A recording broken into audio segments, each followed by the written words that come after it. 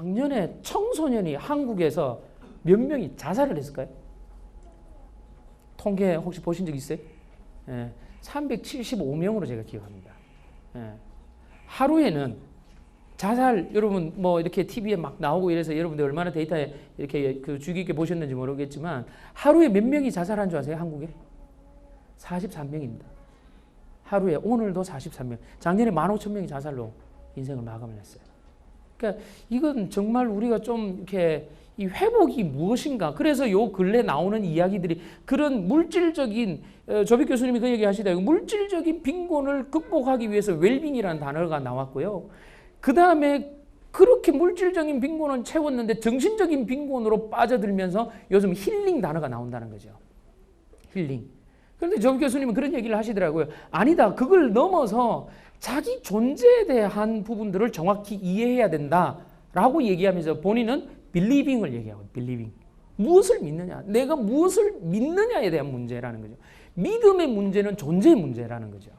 우리 아이들이 믿음의 문제를 존재의 문제로 인식하기 시작하면 흔들리지 않습니다. 그러면요, 어떤 것으로서 자기를 증명하려고 하는 것이 아니라 나의 존재는 그에게 하나님 앞에서 나의 존재가 있다라고 생각하기 시작하면 어떤 것도 겁나는 것도 없고요. 어떤 것도 뭐 열등감 가질 것도 없다는 거죠. 우리 신앙이 뭐냐라고 얘기하면 성경을 통해서 내가 누군지를 정확히 발견하는 게 그게 바로 우리의 신앙이다라고 생각합니다. 우리 자녀들이 그 지식을 넓게 알아서 그 내용을 집중적으로 이해를 해서 그걸 가지고요, 자기를 알고, 성경의 기본적인 성경의 기본 내용이 뭐예요? 하나님 사랑과 이웃 사랑이잖아요. 하나님 사랑과 이웃 사랑입니다. 그 하나님 사랑과 이웃 사랑을 어떤 식으로 실현해낼 것인지, 하나님의 사랑을 어떻게 증명해낼 것인지, 결국 가정을 뭐로 이해하느냐? 가정을 뭘로 이해하느냐? 여러분, 하나님께서 인간을 창조하시고 인간 세상에 주셨던 첫 번째 제도가 뭡니까? 가정이라는 제도예요. 사람에게 주신 하나님의 가정이다. 그 다음에 하나님께서 두 번째 주신 제도가 뭡니까? 교회입니다. 교회. 가정과 교회입니다. 가정과 교회.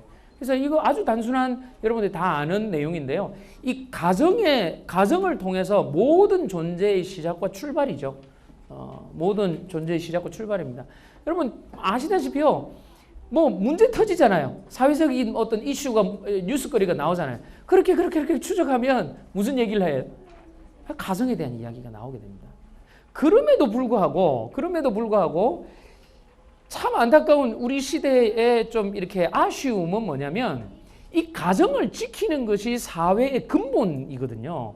그런데 이것이 가정을 지키지 못하게 하는 결정적인 상황이 만들어지게 된 것이 뭐냐면 교육이라는 프레임이었어요. 독일의 전신이라고 그죠. 1717년도에요. 이게 그 프루시아에서 공교육이라는 제도가 만들어진 목적은 그거였습니다. 군사력, 경제력, 국가, 인간. 국가가 필요한 국가에서 필요한 그래서 국가에서 필요한 사람을 양성해서 군사력을 그리고 경제력을 세계의 질서를 움켜쥐기 위한 그 시스템을 만든 게 그게 뭐였냐면 공교육 제도의 출발이었습니다. 사실은. 물론 이렇게 질문, 아니 그럼 소당도 있잖아요. 옛날에 뭐 그게 학당도 있잖아요. 그때는 어떠냐면 그때는 교육이 실제로 일어났던 공간이었습니다. 그게 뭐냐면 삶의 지혜를 통해서 또 대화를 통해서 거기서는 그 외에 교육의 본질 외에는 별로 없었어요. 여러분 홈스쿨 시작하게 되는 이유가 뭡니까? 가장 기본적으로 얘기하는 건 뭐예요? 아니 학교에 우리 아이를 맡겨놨는데 하나님 나라의 가치로 살아가는 자녀보다 국가를 위해서 헌신하는 자녀로 국가가 만드는 거예요. 우리는 사실 우리의 정체성이 어디에 있습니까? 이 땅에 발을 붙이고 살고 있지만 우리의 본질은 하늘나라의 백성으로서 사는 거지 않습니까? 하나님 나라의 속성으로 사는 사람들이거든요. 그래서 우리가 굉장히 어려워요. 왜냐? 국적이 두 개인 거예요. 국적이 두 개인 거예요. 여러분 국적이 두 개면 굉장히 곤란한 일이 많이 생기죠. 그래서 하나를 포기하든지 하나를 뭐 한쪽으로 가든지 이렇게 되는 경우가 많아요. 근데 우리는 그럴 수가 없어요. 하나님 나라의 백성이고 그 다음에 세상에 발을 붙이고 사는 그런 자연인으로서 대한민국 국민으로 살아간다는 거죠. 이거 버릴 수가 없는 거죠. 그래서 우리가 좀 생각해 봐야 되는 것은 그런 영역에 있어서 우리 자녀들 하나님 나라의 백성의 가치로 양육하는 것이 우리의 목표이기 때문에 이 교육의 방법들을 이렇게 그 선택을 하게 된 겁니다. 여러분 그건 아십니까? 초등학교 아이들이 학교를 가게 되면 학교 아이 하나당 월 얼마 정도의 교육비가 소모되는지 얼마인지 혹시 아세요? 제가 듣기로는요, 초등학교가 한 54만 원 전후가 된답니다. 교사 월급 줘야죠. 그 다음에 하드웨어 있죠. 소프트웨어 있죠. 교과서 있죠. 이 모든 것은 어떻게 해요? 우리가 낸 세금으로. 근데 우리는 그게 아무것도 없어. 중학교가 한 36만 원, 고등학교가 32만 원 이런 정도로 제가 대충은 알고 있거든요. 그러면 애 셋이면 돈 100만 원이 나와야 돼요. 학교를 안 보낸다 그러면. 근데 우리가 그걸 포기하면서까지 우리가 지키고자 한 것이 무엇인가에 대한 질문이 우리 속에 있어야 된다는 거죠.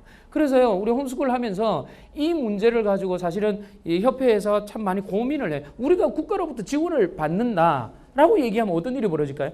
대안학교 안에서도 굉장히 많이 얘기됐던 내용. 이게 잔소리를 하기 시작해요. 이거 해라, 저거 해라 라고 얘기를 하기 시작해요. 사실은 그 돈 우리가 낸 건데. 우리가 낸 걸 가지고 우리가 그냥 쓰는데 이렇게 국가가 교육을 주장하기 시작하면서 그렇게 돼요. 홈스쿨은 뭐냐면 아니다, 우리 자녀는 우리가 교육시키겠다라는 독립선언이 이 홈스쿨이다라고 생각을 할 수 있는 거죠. 그런 면에서 가정에 대해서 자녀와의 관계, 그 다음에 부부, 나중에 말씀드리겠지만 이 홈스쿨이 어려운 게 애 가르치는 건 별로 안 어려워요. 뭐가 어려워요? 아들이 보는 데서 사는 게 어려워요. 그러잖아요. 예, 아이들이 보고 있는 데서 어떻게 사는지가 더 어려워. 나도 좀 쉬고 싶은데 너를 많이 뜨고 쳐다보고 있는 거야. 쉴 수가 없어, 쉴 수가. 예, 나도 화가 나는데 많이 쳐다보고 있는 거야. 화를 낼 수가 없어요. 사실은 그래서요, 아이들의 눈은 하나님의 눈인 것 같아요. 나도 본다 이러면서 하나님께서 자녀의 눈을 통해서 그런 것 같아요. 그래서 우리의 신앙이 관념이 아니라 실제라는 것을 자녀들과 더불어서 그걸 경험해 나가는 모든 과정이 홈스쿨이다라는 생각을 하게 되는 거죠. 그러니까 어떻게 됩니까? 가정이 회복되는 거예요. 가정이 회복되는 거예요. 조금씩 회복되는 거예요. 그래서 홈스쿨 10년 이상 하면 애 키우는 얘기 잘 안 합니다. 너가 크라. 예, 참 우리 안에서 하나님의 은혜가 정말 귀하다라는 얘기를 하게 돼요. 그래서 어떤 경우가 있냐면요, 10년 이상 분들하고 이렇게 얘기를 하다 보면 맨날 하나님 은혜 얘기하고 지금 뭐 가르칠지 궁금해 죽겠는데 그런 얘기는 안 하고 맨날 주의 은혜로 삽니다 뭐 이런 얘기하고 많이 놉니다 이런 얘기만 하는 거예요. 뭐 이런 얘기만 자꾸 하는 거예요. 저거를 하라 소리가 말라 소리가 이런 느낌을 받을 때가 있어요. 근데 시간이 지나 보면 아이들과의 관계성 속에서 하나님이 우리를 어떻게 다루시고 만들어 가시는지가 분명해지게 된다는 것이죠. 그래서 홈스쿨을요, 여러분 정말 앞에서도 제가 그런 얘기를 간단히 언급했는데 불안함과 조급함을 이기며 홈스쿨 성공입니다. 불안함과 조급함. 불안함은 어디서 오는 거죠? 불안함은요, 확실성이 없을 때 불안함이 오는 겁니다. 확실성이 없을 때. 조급함은요? 조급함은 언제 옵니까? 불안할수록 조급해집니다. 불안할수록 조급해지는 거예요. 그래서 이 두 가지만을 여러분들이 마음에 잘 정리를 하시면요, 실제로 홈스쿨이 그렇게 어려운 건 아니에요. 무엇을 할까는 10년의 역사 통해서 참 많이 나와 있어요. 뭐 보셨잖아요. 밑에 가면 뭐 속된 말로 이런 얘기죠. 돈이 없어 뭘 하지 우리가 뭐 이런 얘기가 나와요. 좋은 건 너무너무 많아. 뭐 수학이고 영어고 뭐 너무 좋은 거 많아요. 너무 좋은 거 많아요. 좋은 걸 찾지 마시고요, 우리 가정의 유일한 것이 무엇인가를 찾으셔야 됩니다. 좋은 걸 찾기 시작하면요, 홈스쿨 하면서 좋은 걸 찾기 시작하면 우리 주위에 널브러진 게 좋은 거예요. 우리의 마음이 좋은 것에 가는 것이 아니라 정말 선택해야 될 것이 무엇인가에 대한 부분들이 우리 속에 정리되어야 된다는 거죠. 부모 역할 제가 말씀드릴 때 한 3가지 단어만 제가 좀 말씀을 드릴까 합니다. 첫 번째, 아까 그 얘기죠. 모델입니다. 모델. 어렵습니다. 모델. 정말 어렵습니다. 애를 책을 읽게 하기 위해서는 어떻게 하셔야 됩니까? 내가 봐야 돼요. 내가 봐야 돼. 근데 여전히 무슨 응답하라 1940 뭐 이런 것도 있고, 여전히 오로라 공주는 여전히 우리 속에서 자꾸 공주로 다가오고, 뭐 이런 일이 계속 있단 말이죠. 이런 일이 계속 있단 말이에요. 이게 우리 실제거든요. 이게 모델 보여주기, 그죠? 보여주기. 특별히 신앙은요. 여러분 물론 들음도 참 중요한, 믿음 들음에서 나기 때문에 참 중요하지만 진짜로는 신앙의 본질은 어디서 배울까요? 보고 배웁니다. 그래서 제가 그 한자를 늘 외우려고 그러다가 머리가 나빠서 잘 못 외우고 있는데, 말로 가르치면 따지고 등으로 가르치면 따른다라는 문장이 있습니다. 말로 가르치면 따집니다. 근데 등으로 가르치면 따릅니다. 그러니까 보여준다는 거, 보여준다는 거. 여러분의 신앙의 진실은 어디에 있냐고요? 저는 그렇게 얘기합니다. 자매의 신앙은 형제를 선택할 때 보면 되고, 형제의 신앙은 직업을 선택할 때 보면 되고, 부모의 신앙은 자식을 어떻게 양육하는지 보면 된다. 정말 중요한 게 뭐냐라고 얘기하면 가족 얘기하고 자녀 이야기를 한단 말이에요. 그걸 우리가 어떻게 취급하느냐, 어떻게 다루고 있느냐, 그것이 그의 신앙의 진실이라는 거죠. 그래서 우리 자녀들을 어떤 식으로 무엇을 남기기 위해서 어떻게 다루고 있느냐, 그게 가장 중요한 것이다 라고 생각을 하는 거죠. 그래서 보고 배우는 것, 그죠? 사는 대로 생각한다. 생각한 대로 살지 않으면 사는 대로 생각한다. 이런 얘기가 있습니다.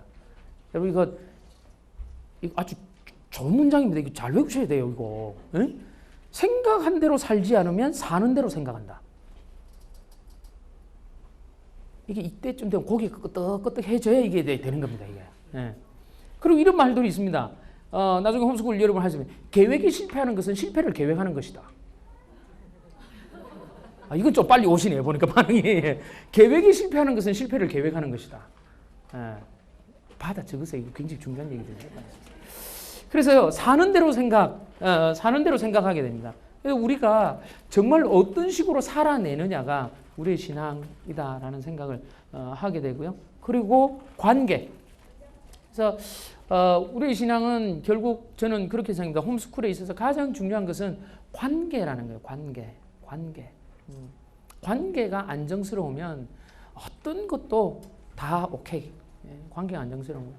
관계가 안정스럽다는 것은 신뢰가 있다는 거죠. 믿음 안에서 너의 인생에 대해서 너가 하나님 앞에서 또 나와 부모와 자녀 앞에서, 저희 큰아이가 이제 그 17 이제 된단 말이죠. 17 되고 내년에 18이 되는 거예요. 저희 교회도 이제 이번에 그 홈스쿨에서 이렇게 쭉 같이 지냈던 아이가 이제 대학을 가게 됐어요. 집을 이제 떠나게 된단 말이에요. 남자들이요, 대학을 가서 집을 떠난다. 그 뒤로 떠난 겁니다. 대학 갔죠. 군대 갔죠. 복학했다가 어학연수 가고 그 다음에 직업 찾아 떠나고 결혼해서 떠납니다. 이미 떠난 거예요. 근데 홈스쿨을 안 하는 사람은 언제 떠난 거예요? 초등학교 마치고 떠나요. 왜냐하면 집에 들어오는 시간이 몇 시냐고요. 집에 들어오는 시간이. 언제 같이 한번 이야기를 하고 말할 수 있냐는 거죠. 그 세계 속에서 이미 딴 세계 속에서 부모의 세계와 자녀의 세계가 다른 세계가 한 집안에 있기 때문에 문 쾅 닫고 들어가는 일들이 계속해서 일어나게 된다는 겁니다. 그래서 사실은 떠나는 것은요, 금방 떠납니다. 제가 홈스쿨을 하기 전에 생각했던 마음이, 큰아이와 둘째아이가 5살 차이가 나요. 5살 차이가 나는데, 큰아이가 5살 때 애기 엄마가 출산을 하러 갔는데, 이제 애를 케어를 하면서 제가 이제 뭐 교회도 돌보고 이렇게 해야 될 상황이 된 거예요. 제가 이런 생각을 하게 됐습니다. 그때도 참 기특했어요. 어떤 생각을 하게 됐냐면, 평생 이 큰아들과 나와 한 달만 둘이 있는 시간이 얼마나 있을까? 그 뒤로 생각해 보니까 없더라고요. 그 한 달 이후로는 없었어요. 그래서 그런 생각을 하니 아이와의 관계를 잘하기 위해서요, 즐겁게 지냈는데, 아이도 지금도 기억하고 있는 게 있어요. 제가 뭐 요리를 잘 합니까? 뭐 할 줄 아는 게 별로 없으니까 밥을 따뜻하게 해서, 밥을 이제 금방 해서 꺼낸 뒤에 거기다가 이것저것 가릴 것 없이 달걀 2개를 풀어. 그리고 간장을 부어. 확 비벼서 먹어. 근데 아이도 아직까지 기억하고 있는 것이 그 달걀 비빔밥. 기억하고 있는 거예요. 그게 단지 밥이었겠냐라고 생각을 하면 물론 간장이 맛있을 수도 있었습니다.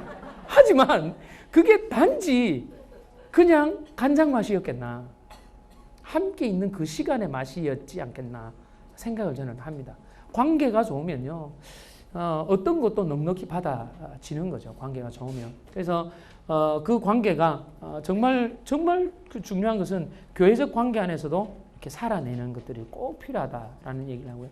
요즘 그런 생각이 참 많이 듭니다. 교회 안에 관계하는 부분에 참 많은, 어떤 부분은 요 정도, 어떤 부분은 이 정도, 어떤 부분은 이 정도, 뭐 경제적인 부분은 요 정도, 아이 교육은 요 정도, 뭐 사적인 뭐 부부의 이야기는 요 정도, 이렇게 영역마다 정도의 수위가 다 달라서 이걸 건너가면 프라이버시를 침해당했다라고 얘기를 하는 경우가 있는데요. 연합이란 게 과연 뭘까요? 삼위일체라는 말이 뭘까요? 하나됨을 이야기한다 했을 때, 물론 그것을 뭐 아주 무례하게 하는 이야기가 아니라 성도의 교제 가운데 그런 영역들이 교회 안에서 경험되어지는 것들이 참 필요하다. 우리 자녀들도 그걸 보고 배울 수 있는 자리가 필요하다, 이런 생각들을 좀 하게 됩니다. 그다음에 또 한 것은 이제 섬김이죠. 저는 그런 말씀을 드립니다. 여러분들이 교회도 마찬가지고 사회적으로도 마찬가지고, 여러분이 섬김의 본을 보여줄 때 아이들은 섬김을 한다는 거죠. 그래서 가능한 한 돈으로 때우지 마시고 몸으로 좀 떼어주세요. 몸으로 좀 떼어주세요. 제가 아이하고 이제 기억하는 것이 뭐냐면, 부산에서 홈스쿨 모임을 시작한다고 얘기했을 때 저희 교회가 되게 조그맣게 이런 의자가 있었어요. 모임을 저희 예배당에서 한다 그러면 이 의자를, 조금만 이렇게 공간인데 이 의자를 그때 초등학교 4학년, 3학년, 2학년 이렇게 그 나이 때였거든요. 애가 이제 덩치가 뭐 초등학교 1학년, 2학년 되니까 작잖아요. 뭐 작으니까 이걸 옮기는데 이게 그 등받이 세우고 접어서 쫙 해놓고 청소 다 하고 그걸 같이 했어요. 그리고 다 가고 나면 다시 의자 쫙 깔고 그 모임을 하면서 아이가 한 번은, 제가 아직 기억하는 게 뭐냐면, 아이가 그걸 하면서 이런 얘기를 한 번은 했어요. 아빠, 우리는 이렇게 살아가야 되나 봐요. 네. 그 얘기를 듣는데요, 참 묘한 감정이 들더라는 거예요. 묘한 감정이. 그래, 삶은, 섬김은 이런 거다. 그건 말이 아니다. 그것은 너의 손과 발로 하는 것이지, 나의 움직임으로 그가 편하면 그게 섬김의 실제라는 거죠. 물론 뭐 돈 필요 없다는 얘기가 아닙니다. 돈으로 하실 분들은 하세요. 하지만 그 과정을 하면서 아이가 몸으로 경험한 그 섬김이 무엇인지, 그렇다면 배움이 섬김으로 표현되어질 거라는 거예요. 그렇게 수사가 되어질 거라는 거죠. 그런 것들에 대해서 참 아직까지 우리가 많은 부분들이, 지식적인 부분들에 대한 추구함은 참 많음에도 불구하고 그것을 표현해내는 것에 있어서는 자꾸 그렇게 되면 그 일을 해서 그 뒤에는 탁월함, 그 뒤에는 영향력이라는 단어로 현재의 섬김에 대해서 이렇게 역화시켜 놓는 경우를 많이 보게 되는데, 과연 그럴까? 그래서 저는 농담 반 진담 그래요. 선교사님들의 자녀는 선교 현장에 있어야 된다.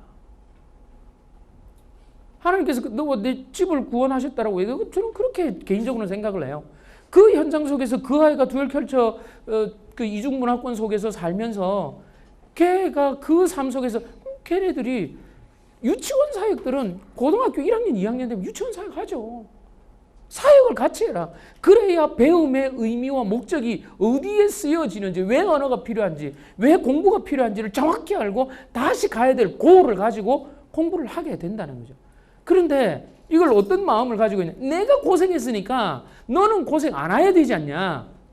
사실 우리가 그렇게 한국 사회에 여러분 나이 또래 어떻게 사신 거죠? 나중에 그런 얘기를 하겠지만, 왜 한국에서 대학교가 이런 종교성을 띠게 됐냐는 거예요. 그건 뭐냐면요, 여러분들의 경험이에요. 여러분들이 한국 사회 후기 그 산업 사회를 살면서요, 그때 그랬습니다. 지금 40대 전후 되신 분들은요, 그걸 경험했어요. 뭘 경험했냐면, 공부하면 신분 상승이 된다. 우리의 선대에 그 고생했던 것들을 우리가 그것을 그렇게 하면 된다라는 이야기를 우리가 실천하고 실행해 봤어요. 그래서 우리 머릿속에 여전히 남아있어요. 공부하면 신분 상승이 된다라는 전제가 알게 모르게 사회적 시대 정신으로 우리 속에 내면화되어 있는 부분들이 있다는 겁니다. 그래서요, 홈스쿨을 함에도 불구하고 그것에 대한 교육에 대한 방향을 그렇게 잡고 있는 경우들을 참 많이 본다는 겁니다. 홈스쿨이라는 것은 사실 어떤 면에서 아이들의, 나중에도 말씀드리겠지만, 재능과 은사와 이런 것들 마음껏 발휘할 수 있는 정말 좋은 툴이 홈스쿨이거든요. 왜? 시간의 자유함이 있기 때문에. 시간의 자유. 이걸 해서 그때 못 얻었으면 뒤에 하면 돼요. 예, 뒤에 하면 돼요. 근데 이게 똑같은 획일화된 기준 속에서 그때 그거 못하면 그 아이는 어떻게 됩니까? 예, 능력 없는 아이로 낙인 찍히게 되는 거죠. 낙인 찍히게. 그리고서는 회복하기 어려운 구조 속에 밀어 넣어 놓는다는 거예요. 우리가 홈스쿨을 하는 것은 그런 획일화된 기준을 갖기 위해서 하는 것이 아니라 하나님께서 허락한 개인의 은사를 발현하기 위해서 우리가 그 일을 한다는 거죠. 그래서 관점을 우리가 조금 더 열어놓을 필요가 있다는 거죠. 두 번째는 뭐냐면요, 코치라는 겁니다. 코치. 오늘도 이렇게 이야기하면서 코치라고 얘기를 하는데, 코치가 원래는 뭐냐면 마차를 얘기한다 그래요. 우리 시대로 얘기하면 택시예요, 택시. 택시는 어디로 갑니까? 택시의 목적지는 어디입니까? 예? 손님이 가고자 하는 데가 택시의 목적지입니다. 마차가 그런 거였어요. 그래서 나온 단어가 거기서부터 코치가 나온 거예요. 그러니까 우리 자녀들이 가고자 하는 방향, 은사. 그래서 홈스쿨의 장점은 뭡니까? 아이들이 하나님께서 허락한 은사가 무엇인지를 이렇게 지켜볼 수 있는 과정들이 있다는 거예요. 주위에서 물어보면, 여러분들에게도 질문해 볼게요. 여러분들은 뭘 잘하세요? 여러분 뭐 잘하세요?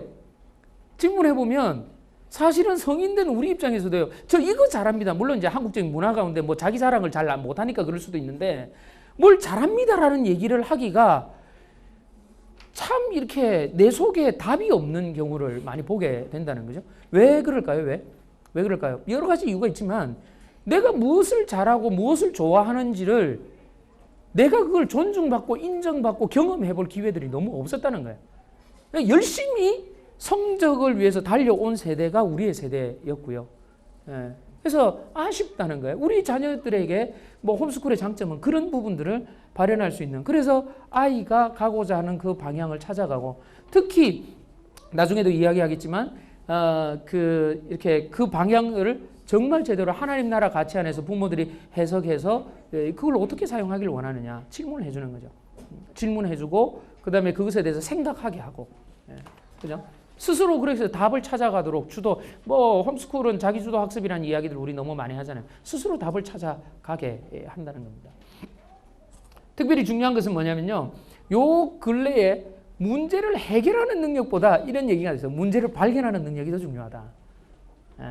무엇이 문제인지를 규정하고 그 다음에 그 문제를 풀어내는 능력이 사실은 굉장히 필요하다. 근데 우리는 이제 기존의 여러 교육의 어떤 형태들을 보면 문제를 발견하고 문제를 찾아내면 문제아예요. 문제아예요. 문제를 발견하면 문제. 시끄러 임마. 이렇게 되는 경우를 많이 보게 된다는 거죠. 근데 홈스쿨에서는 끊임없이 탐구하고 끊임없이 생각하고, 여러분 공부가 끝이 있습니까? 사실은 공부는요, 여러분 끝이 없는 겁니다. 언제든지 배울 수 있는 마음의 수용성을 넓혀놓는 게 굉장히 중요하다는 거죠. 호기심을 여전히 만들어두는 게 굉장히 중요하고. 근데 너무 많은 부분들로 아이들이 지치지 않도록 하는 것들 우리 한번 좀 생각을 해보게 되는 겁니다. 세 번째는 뭐냐면 가이드입니다. 가이드는 안내하는 거죠. 그리고 큰 테두리를 만들어주는 것을 이야기합니다. 신앙에 있어서 여전히 삶에 대한 죄성들이 남아있기 때문에 그 삶에 대한 가이드, 너의 죄성이 무엇이다라는 것을 표현해주고 그 다음에 고백하게 하고 그 다음에 나누는 삶, 신앙적 삶, 총체적 삶, 그 외에 자기 진로뿐 아니라 모든 관계성, 교회 모든 부분에 대해서 어떤 삶을 구체적으로 살아낼 것인가에 대한 안내, 그 다음에 아이들 진로에 대한 방향, 그런 것들이 있을 수 있죠. 가이드를 해주시는 거죠. 그래서 사실은 여기에 그 홈스쿨을 하면 많은 사람들이 어떻게 가르쳐요?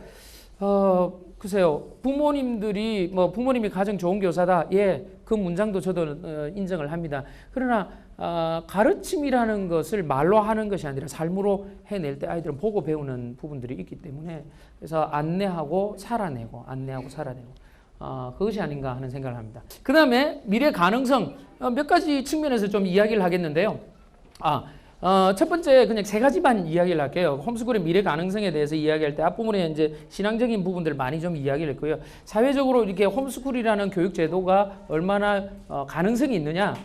첫 번째는 뭐냐면요. 교육적인 측면에서 제가 조금 보면 첫 번째가 실력. 이제는 뭐가 굉장히 중요한 시대가 되냐면 두고 보십시오. 물론 여전히 저도 인정합니다. 한국의 서울대, 연대, 고대 이런 명문대들이 없어질 거냐 그런 그 대학에 대한 어떤 부가가치가 없어질 거냐 저는 그렇게 생각하지는 않아요. 여전히 남아있을 거라 생각해요. 뭘 보면 압니까? 미국을 보면 알아요. 그렇게 실용주의적 가치를 가지고 살아가는 그 나라 속에서도 아이비리그에 대한 그 기호들은 여전히 남아있기 때문에 그렇습니다. 그럼에도 불구하고 한국에서 이제 시간이 가면 갈수록 이게 주목하게 되는 것은 실력이에요, 실력. 정말 그 부분에 있어서 전문가로서의 실력이 있느냐 이 부분들을 굉장히 중요하게 보기 시작하는 시대가 점점 다가올 거라고 생각을 합니다. 다시 말씀드리지만요, 오늘 우리의 이 엑스포가 10년 전에는 어땠는 줄 아십니까? 또라이 소리를 엄청 들었습니다. 10년 만에 전국에서 오늘 제가 카운트를 해보니까 등록해서 여기 스티커를 붙인 사람이 한 800명 정도, 800에서 850 정도였고요. 그 외에 붙이지 않고 오고 가고 했을 때 거의 1000명 가까이가 오늘 왔다 갔다 했어요. 여기에. 10년 전에는 뭘 해야 될지, 어떻게 해야 될지 너무 막막했던 시대입니다. 10년 만에 바뀌었죠. 여러분, 이게 중요한 게, 와, 많이 바뀌었다. 이게 이 말을 멈추면 의미가 없습니다. 중요한 건 뭐냐면, 10년 뒤에는 어떻게 할 거냐는 거예요. 어떻게 될 거냐는 거예요, 10년 뒤에. 그걸 여러분들이 잘 생각해 보셔야 돼요. 우리 아이들의 10년 뒤 미래를 생각해 보셔야 돼요. 그래서 미래적 관점이 굉장히 중요하다는 거죠. 그래서 그때는요, 정말 중요하게 되는 게 인성에 대해. 왜? 지금 아이들이 인성이 엉망이 되면서 이게 사회적 문제가 지금 아이들끼리의 문제지만 이게요, 어디로 넘어갈 것 같습니까? 성인 사회로 넘어갑니다, 이 문제가. 왜냐? 얘네들이 나이를 먹거든요. 성인 사회의 문제로 넘어갑니다. 관계가 안 되는 거. 지금도 일어나는 직장 생활의 문화죠. 소통이 안 되는 문화. 인성에 대한 문제가 분명히 대두가 되게 될 거라는 거죠. 그래서 인성, 그 다음에 또 하나 창의성 얘기합니다. 홈스쿨을 하면서 창의성이 좋은 이유는 뭔 줄 아세요? 하는 게 없어요. 하는 게 없다 보니까 맨날 고민이 뭐 하고 놀까? 맨날 고민이 뭐 하고 놀까? 여러분, 창의성이라는 것은 내 속에서 고민하고 생각했을 때 나오는 거거든요. 그래서 아이들에게도 우리 늘 하는 거 있잖아요. 뭐 휴대폰이라든지 TV라든지 가능한 게임이라든지 조금 자제하는 거죠. 자연 속에 가는 이유가 뭡니까? 그런 것들을 통해서 내면 속에 그런 에너지를 축적해서 그런 것들이 어떻게 해요? 창의적인 아이디어, 아주 기발한 생각들을 할 수 있는 아이디어. 저는 홈스쿨 운동을 하면서 지금 제 마음에 중요한 것은요, 사실은 여러분들은 제 마음에 없어요. 왜? 이미 안 변해. 여러분 안 변해. 제 마음에 있는 거는 뭐냐면요, 우리 아이들이에요. 우리 아이들이 그 창의적인 그 능력을 발휘하게 하게, 어떻게 하면 발휘하게 할 것이냐. 제가 오늘도 그런 얘기를 합니다. 저는 좀 이렇게 늘 이렇게 좀 다른 생각들을 많이 해보는데요. 오늘 나중에도 그런 얘기가 있었지만, 우리 홈스쿨 컨퍼런스를 하고 그동안 많은 일을 하면서 국악을 한 번도 본 적이 없어요. 국악을 한 번도 본 적이 없어요. 사물놀이를 본 적도 없고, 북도 본 적도 없고, 장구도 본 적이 없어요. 의외로 그게 나쁘다는 얘기가 아니고요. 우리에게 있는 획일성에 대해서, 그 중심성에 대해서 우리가 생각해 보셔야 된다는 거죠. 우리에게는 음악은 클래식 음악, 그게 나쁘다는 게 아니에요. 근데 그것이 음악의 거의 대부분이었어요. 창의성은요, 다름을 인정할 때 나오는 거거든요. 다름을 인정할 때. 획일화되지 않았을 때 창의적인 것들이 나온다는 거죠. 그랬을 때 우리 아이들이 다양한 것들을 경험할 수 있는 기회가 제공돼줘야 된다는 거죠. 그래서 여러분들이 가정에서 정말 즐기는 거예요. 아이들이 참 자연 속에서 이렇게 즐기게 되면 창의성, 교육적인 측면에서 이 얘기를 하고요. 그 다음에 과학적인 측면에서 제가 세 가지 좀 이야기를 하는데, 네 가지 정도 이야기인데, 이거는 박인숙 교수나 몇몇 교수님들이 이야기하는 집단지성 아세요? 집단지성. 집단지성의 대표적인 게 뭘 얘기하냐면 위키백과. 혹시 인터넷에 아시죠? 많은 사람들, 우리나라에서는 아주 쉽게 얘기하는 것은 지식인. 구글도 못 먹는, 구글도 못 따라잡는 전 세계 네이버. 예, 전 세계 딴 건 다 따라잡았는데 구글도 못 따라잡는 네이버. 한국에서는 그래요. 한국에서는. 왜냐? 지식인. 예, 지식인을 통해서 모든 정보 많은 사람들이 밑에서 저희 리플을 달아주는 이런 상황들. 하나의 지식 많은 사람. 여기서 굉장히 중요한 하나의 능력이 뭐냐? 소통 능력이에요. 의사소통 능력인데 이거는 뭐를 기초로 하고 있어요? 이건 인성을 기초로 하고 있습니다. 다름을 인정하고 존중할 때. 예, 그걸 우리는 홈스쿨에서 굉장히 큰 가능성으로 보고 있다는 거죠.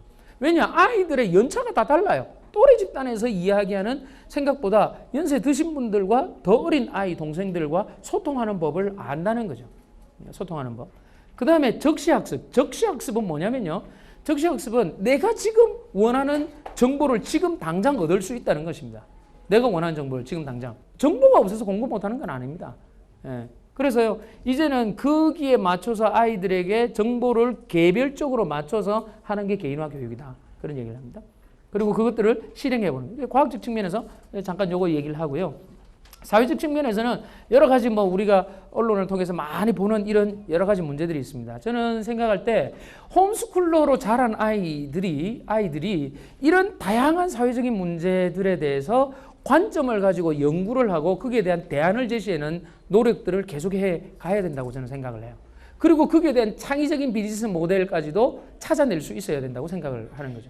그래서 지금 구조에서 정말 꼭 필요한 그 필요들을 발견해내고 거기에 대한 솔루션들을 계속해서 이렇게 창의적인 아이디어를 가지고 그리스도인들이 여기에 대한 대안을 내고 그 대안이라는 것이 우리끼리의 문제가 아니라 믿지 않는 사람들도 충분히 그것을 이렇게 공감할 수 있는. 저는 요 근래 많이 생각하고 있는 게 뭐냐면 홈스쿨을 하면서 공교육에 적응하지 못하고 있는 그 학교 밖 아이들, 홈스쿨 외에, 그 다음에 유학 혹은 뭐 대안학교 외에 그 아이들의 수요가요. 그 아이들의 숫자가 어마어마하게 많아요. 그 아이들을 어떻게 다 할 거냐는 거죠. 놔두면 계속 사회적인 문제가 되게 되는데 홈스쿨러 아이들이 교육학을 공부하고 그 다음에 레저를 잘하고 여러 가지 전문적인 지식을 가지고 그 아이들을 케어할 수 있는 비즈니스 모델을 만드는 것도 굉장히 중요한 일이다라고 생각을 하는 거예요.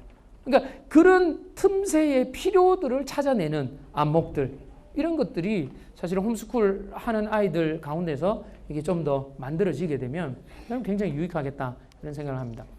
마지막으로 홈스쿨 할 때 몇 가지 주의해야 될 점 몇 가지만 좀 이야기를 하고 정리를 해볼까 합니다.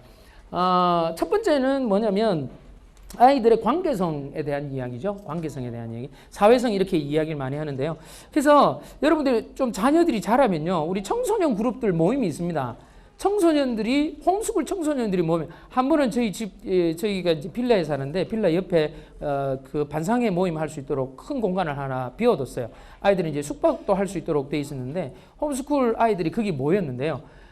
홈스쿨 아이들이 모이면 정치 얘기가 나오는데 정치 노선이 너무 분명해. 와, 아이들이요 책을 읽고 고민을 했던 증거라는 거죠. 그리고 아이들이 이야기를 하는데 홈스쿨 아이들은 만나면 말이 그렇게 많아.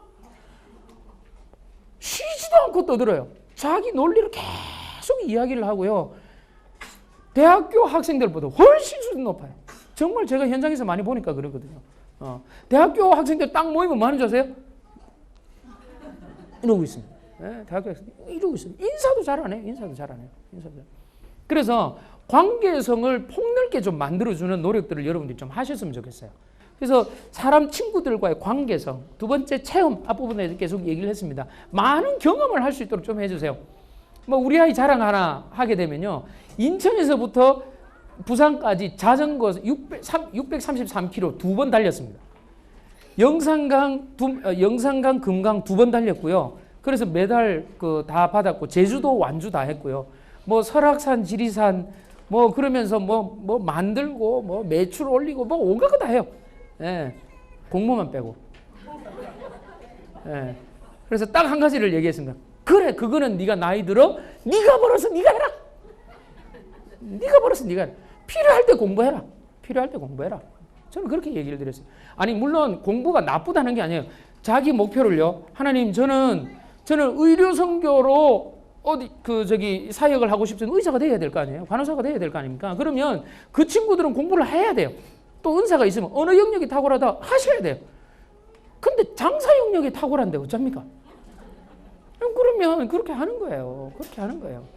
여러분 그걸 가지고요. 제가 참 놀랍고 감사했던 것은 홈스쿨 졸업한 우리 아이들을 미팅 저기 청년부 모임이 있는데 같이 모였는데 실력이 탁월한데 방송통신대 책을 쓸 정도의 영어 실력이 탁월한데 방송통신대 졸업이에요. 근데 어떤 친구는 22살인데 그 모 대학의 뭐 석사 과정에 벌써 다 끝나고 있어요. 그런데 모였는데 아무런 위화감이 없는 거예요. 정말 감사했습니다. 아무런 위화감이 없는 거예요. 서로 존재로 이렇게 받아내니까. 그래서 체험하는 거, 그다음에 은사 발견, 뭐 아까 말씀드린 시대 정신, 대학교, 보상이 있으세요? 대학 졸업이 보상이 있으세요? 지금요? 20년 뒤에는 어떨까요? 꼭 한번 생각하시고 마지막으로 여러분께 말씀드리는 것은 그래서 늘 미래지향적인 패러다임으로 우리 자녀들을 바라보시는 거예요. 왜요? 우리 아이들이 살아가야 될 시대는 지금부터 10년, 15년 이상의 후입니다. 10년 전에 홈스쿨에 대해서 이야기했을 때 굉장히 지탄의 세력이 있습니다. 지탄의 대상이었어요. 근데 지금은요. 선망에 또 어떻게 하면 이겨야 돼? 사람들 모이는 거 보면 알잖아요. 그럼 10년 뒤는 어떻게 될 거냐는 거죠. 그래서 우리가 그 아이들만 역사를 공부할 것이 아니라 부모님들도 역사를 공부해서 역사를 외우라 소리가 아니라 역사적 관점이 좀 만들어져서 우리 시대의 이 교육이 미래 가능성에 있어서 충분히 경쟁력도 있고 많은 사람들의 유익을 펼칠 수 있고 신앙 안에서 자기 역량을 충분히 발휘할 수 있고 하나님 나라를 확장할 수 있는 좋은 교육의 툴이다라고 생각을 합니다.